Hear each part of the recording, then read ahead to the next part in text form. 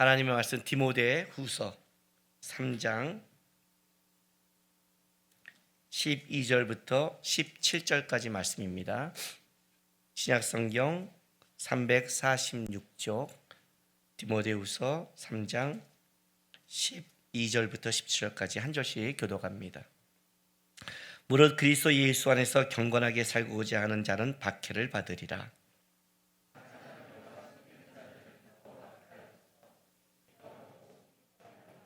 그러나 너는 배우고 확실한 일에 거하라. 너는 내가 누구에서 배운 것을 알며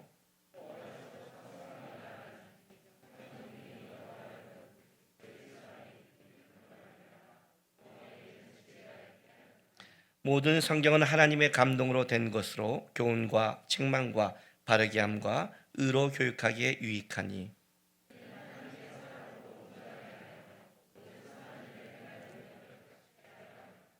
아멘. 예배를 드리다가 이렇게 짜릿할 때가 있어요.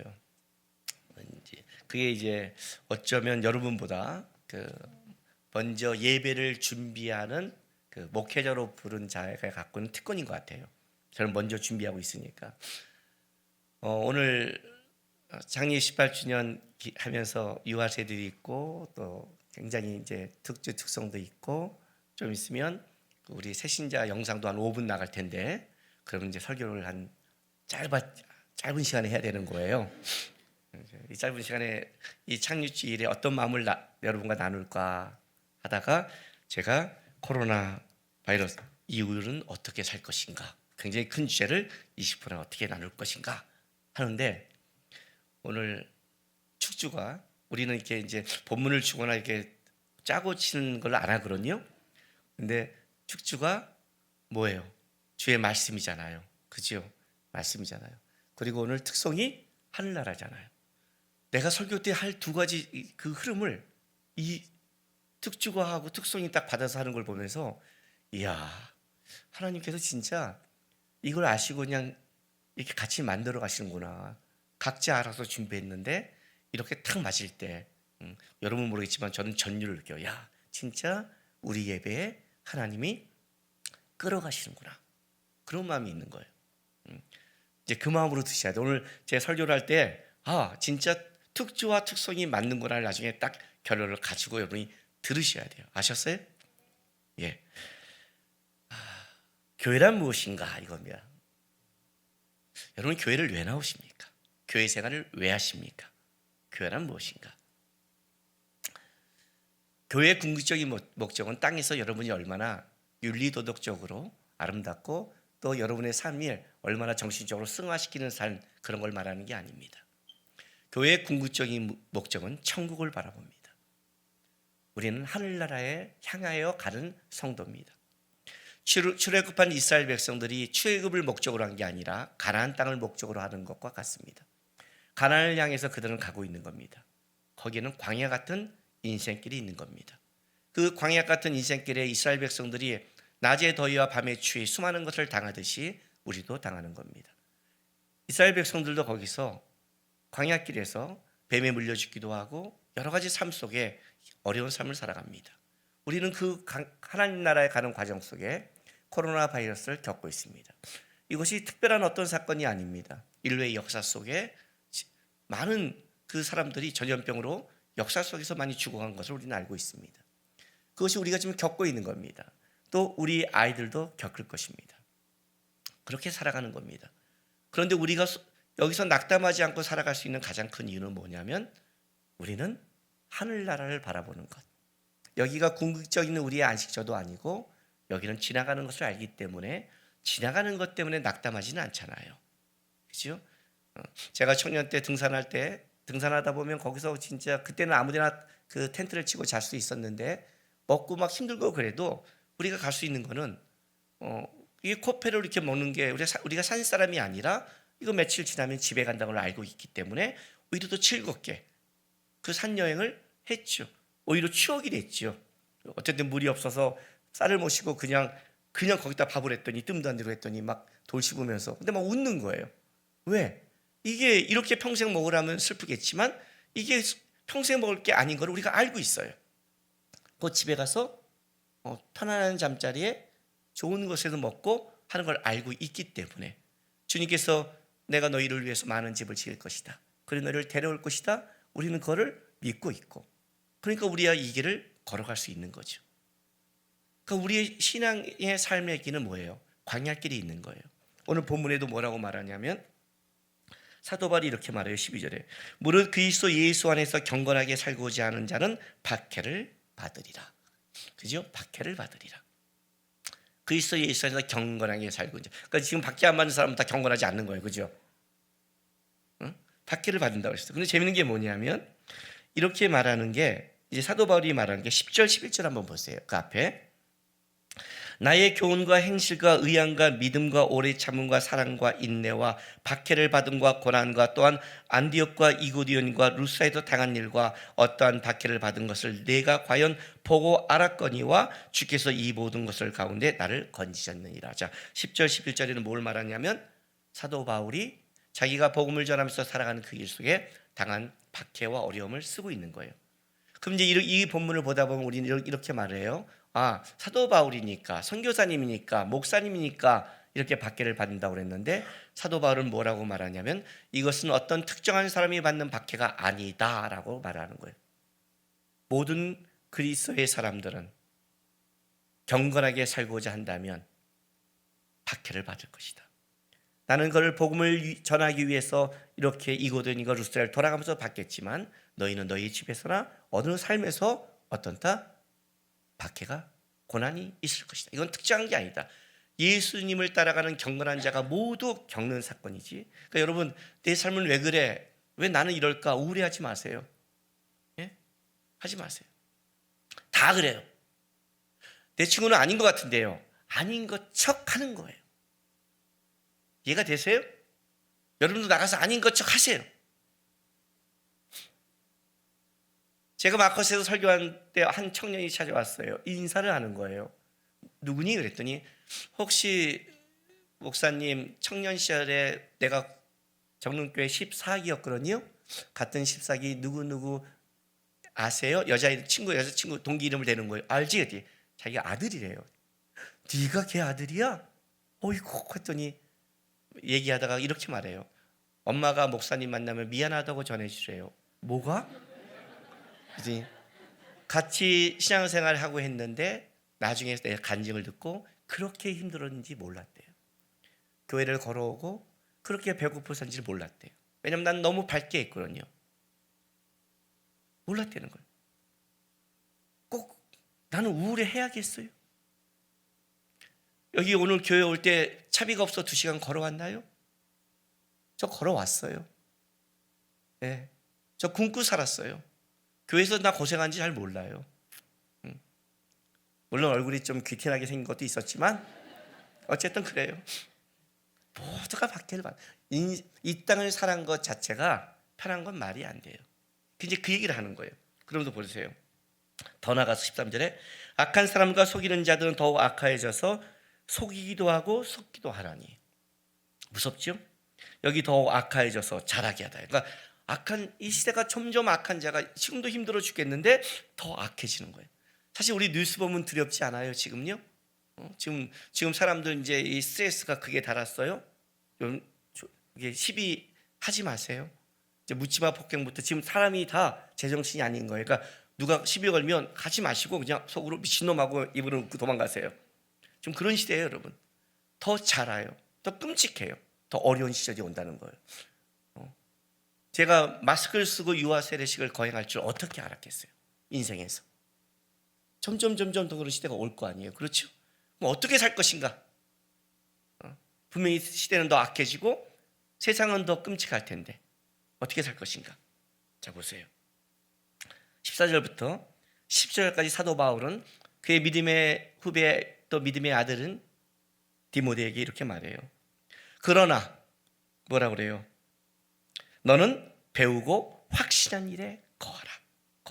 머무르라. 현재 명령형. 현재. 그러니까 디모데에게 한 게 아니라 이 말씀을 듣는 현재 모든 자에게 사도 바울을 명령하는 거예요. 머무르라. 확실한 일에 머무르라. 계속해서 끝까지 머물러 있어야 한다. 이런 거예요. 어디에? 배우고 확실한 것에. 자, 너는 내가 누구에서 배운 것을 알며 또 어려서부터 성경을 알았나니 성경은 능히 너로 하여금 그리스도 예수 안에 있는 믿음으로 말미암아 구원에 이르는 지혜가 있게 하느니라. 모든 성경은 하나님의 감동으로 된 것으로 교훈과 책망과 바르게 함과 의로 교육에 유익하니 이는 하나님의 사람으로 온전케 하며 모든 선한 일을 행할 능력을 갖추게 하려 합니다. 이 말씀을 지금 다 풀면 시간이 없고요. 내가 오늘 이 말씀 속에 여러분에게 나누고 싶은 건 한 가지가 이거예요. 여기 15절에 보면 성경은 능히 너로 하여금 그리스도 예수 안에 있는 믿음으로 말미암아 구원에 이르는 지혜가 있게 한대요. 구원에 이르는 지혜. 교회가 뭐라고 그랬어요? 하나님의 나라를 향해 가는 곳이에요. 구원을 향해 간단 말이죠. 우리가 교회를 향해 구원을 향해 가고 있는 그 시대 속에 뭐가 있냐면 우리의 그 구원을 살아가는 것을 힘든 삶이 너무 많이 있는 거예요. 인생 속에. 그럼 어떻게 풀어가야 될까요? 우리가 어떤 지혜가 있어야 될까요? 여러분, 인간에게 지혜는 없다고 그랬죠. 없다고 그랬어요. 제가 안식달에 동유럽 가서 200만 원을 소매치기를 당했잖아요. 가슴 지금도 아픈데 그 맸던 가방을 제가 1년 동안 안 메고 다녔어요. 이제 상처가 치료한다면 1년 후부터 그 가방을 다시 매는데 그때 제가 그 200만 원을 잃어보고 잠을 못 자고 있는데 주님께서 저에게 그 밤에 잠언 1장 7절 말씀을 해석해 줬다고 했잖아요. 주님 참 짓궂으셔요. 그죠? 가슴이 막 찢어지고 있는데 양구가 잠언 1장 7절에 그때 내가 고민했던 묵상했던 큐티 말씀이 뭐예요? 여호와를 경외하는 것이 지식의 근본이거늘. 그 말씀 묵상하고 있는데 어떤 게 여호와를 경외하는 것인가 하고 있는데 하나님이 그 말씀을 다 생각나게 하시면서 봐라, 네가 1분 후에 지식이 있니? 너가 10분 후에 어떤 지식이 있니? 그잖아요. 우리는 없잖아요. 우리가 코로나 바이러스 올 지식이 있었어요? 제가 올해 1월에 필리핀에 화산이 터져서 마스크를 이만큼 선교사님에게 갖다 줬어요. 한국에 가서 제가 몇 개 빼올 걸 얼마나 내가 아쉬워한 줄 아세요?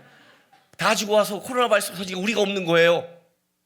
오히려 그 지식이 있었다면 너는 지식이 없어. 지식이 없는 자가 지혜가 어디 있어요? 코로나 바이러스가 언제 끝날지 모르고 있잖아요. 우리 그 지식이 없는 자가 어떤 지혜가 있겠어요? 그죠? 그런데 성경은 구원에 이르는 지혜가 있다. 왜? 성경은 구원에 이르는 지식을 알려주니까. 시편 19편 7절 보세요. 구약 성경 815쪽.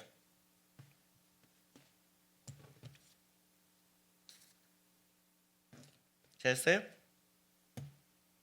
여호와의 율법은 완전하여 영혼을 소생시키며 여호와의 증거는 확실하여 우둔한 자를 지혜롭게 하며 여호와의 교훈은 정직하여 마음을 기쁘게 하고 여호와의 계명은 순결하여 눈을 밝게 하시도다.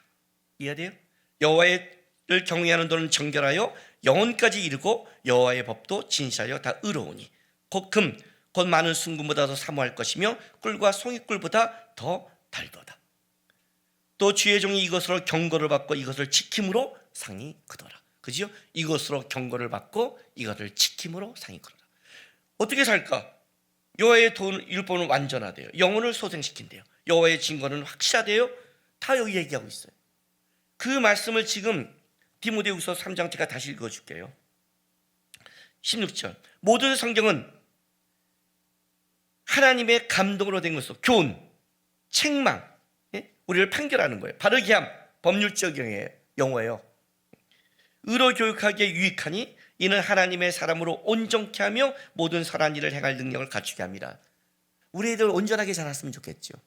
우리 애들 영향력 있게 살면 좋겠죠. 그죠? 하나님의 삶으로 온전케 하며 모든 선한 일을 행할 능력을 갖추게 하려 합니다. 이렇게 말하는 거예요. 그런데 재밌는 건 이거예요. 이 말씀을 사도 바울이 할 때 언제 한 줄 알아요? 디모데후서 3장 보세요. 1절에 이렇게 시작을 해요. 너는 이것을 알라. 말세에 고통하는 때가 이르러. 고통, 몹시 싸나운 상태예요. 지금 우리 삶이 지금 몹시 싸나워졌죠? 상태. 그때 사람들이 자기를 사랑하며 돈을 사랑하며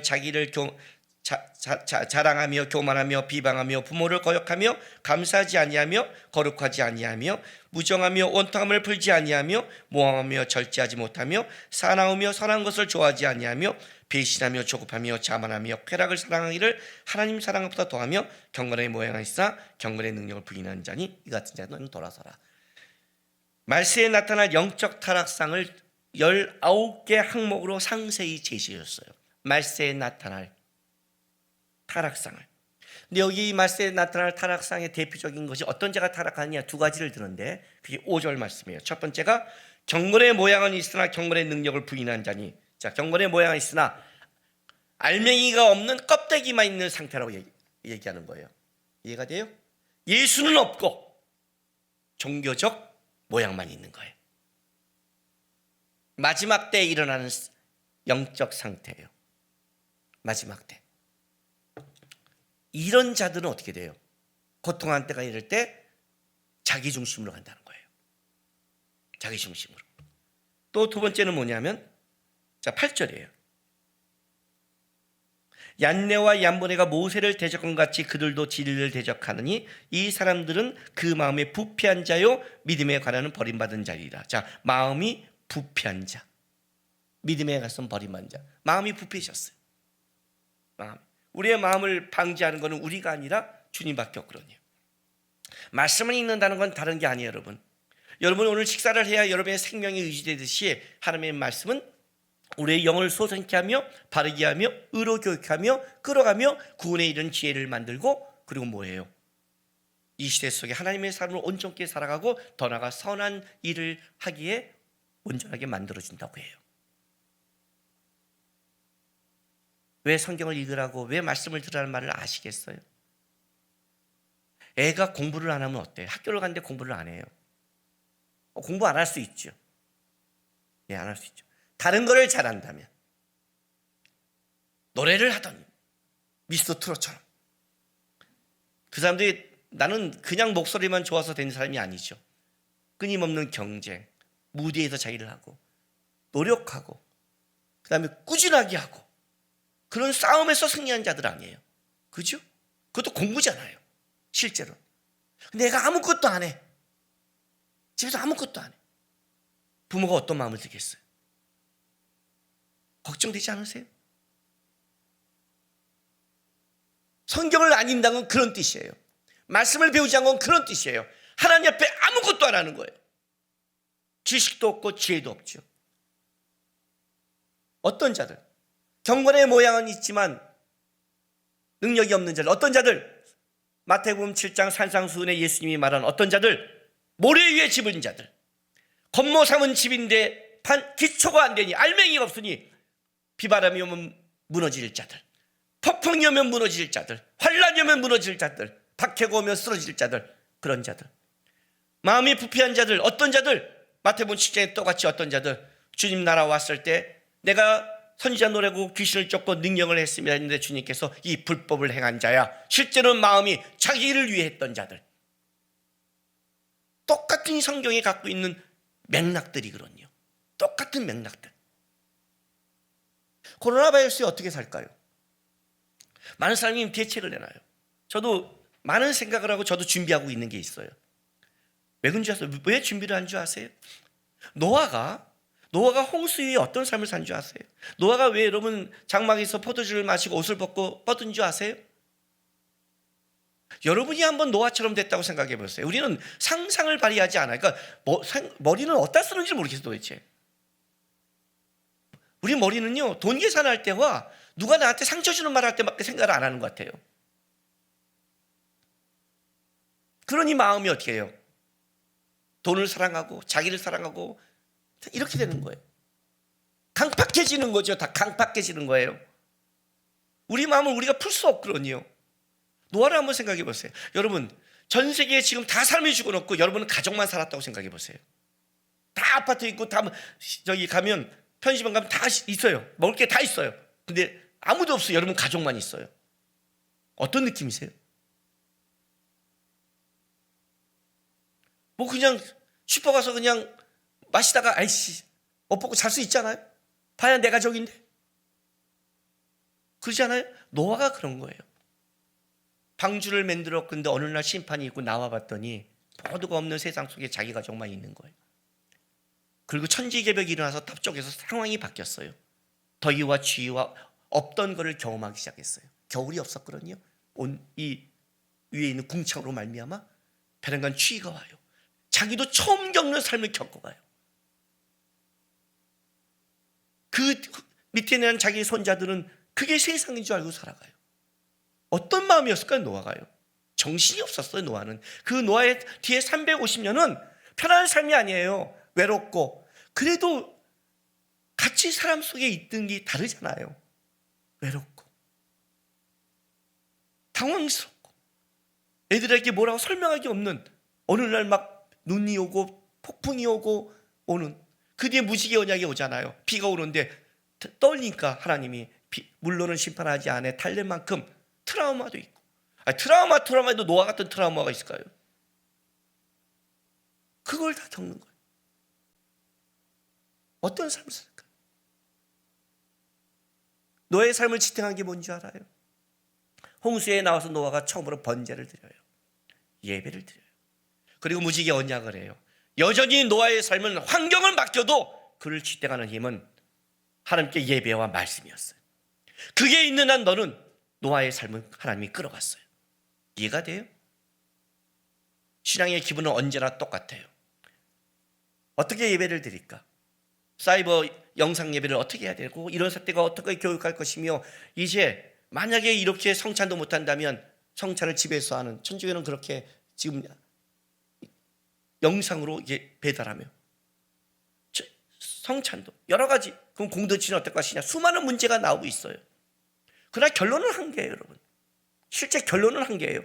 예배를 영상으로 한다 안 한다 그 싸움이 중요한 게 아니에요. 예배의 가장 중요한 것은 뭐예요? 하나님의 관계 안으로 들어가는 거예요.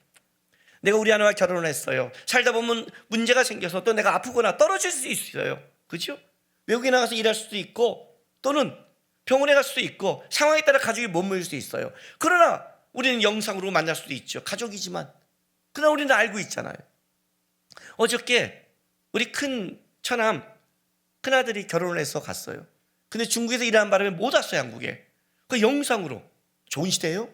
영상으로 이렇게 왔는데 이렇게 하고 있어. 거기서 다 인사하고 영상으로 축하 메시지 했어요. 그러나 알고 있는 게 있잖아요. 내 가족이라는 거. 떨어져 있어 어떻게든 거기에 동참하려는 거, 어떻게 함께 하려는 거, 그게 있잖아요. 실제 그게 중요한 거 같죠.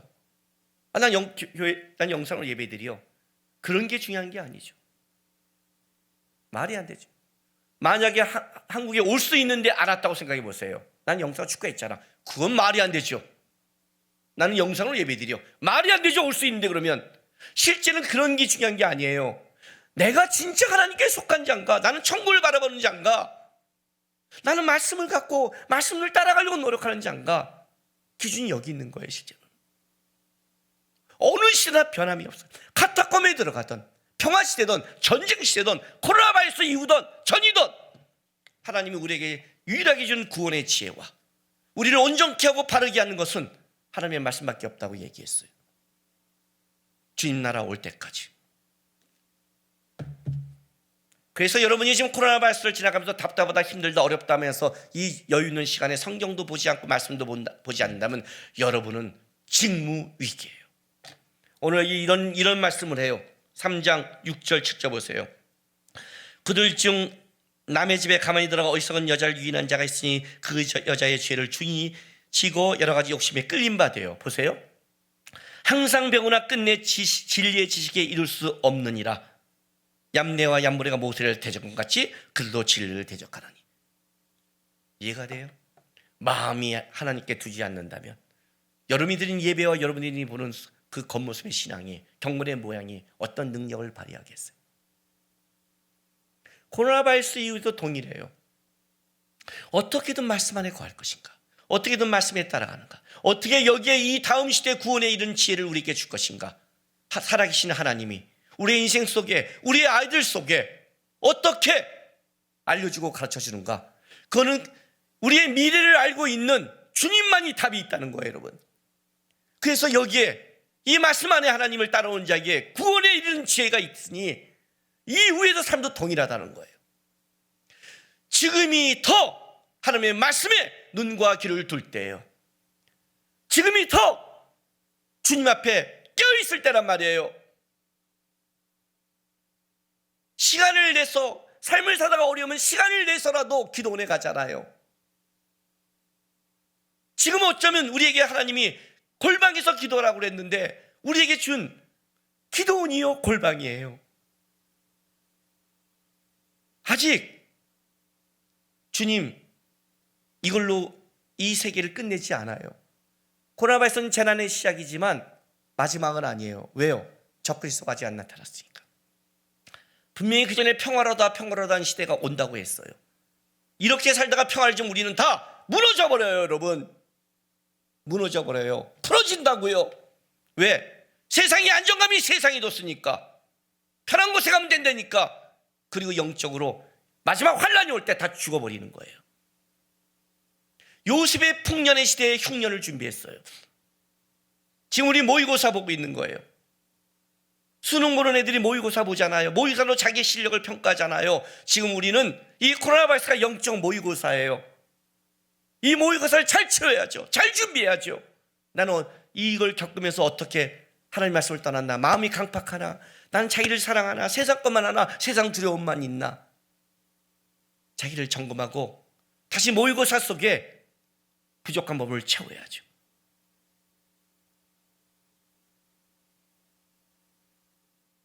주님 교회가 19년, 20년 하나님이 우리에게 주신 시간을 주신다면 나는 그 1년 1년이 진짜 하나님을 제대로 예배하고 저는 말씀을 온전히 전하려고 노력하고 여러분은 그 말씀을 읽고 배우고 따라가서 우리 모두가 주님, 주의 말씀을 따라가는 삶을 살아왔습니다 하는 성도가 됐으면 좋겠어요.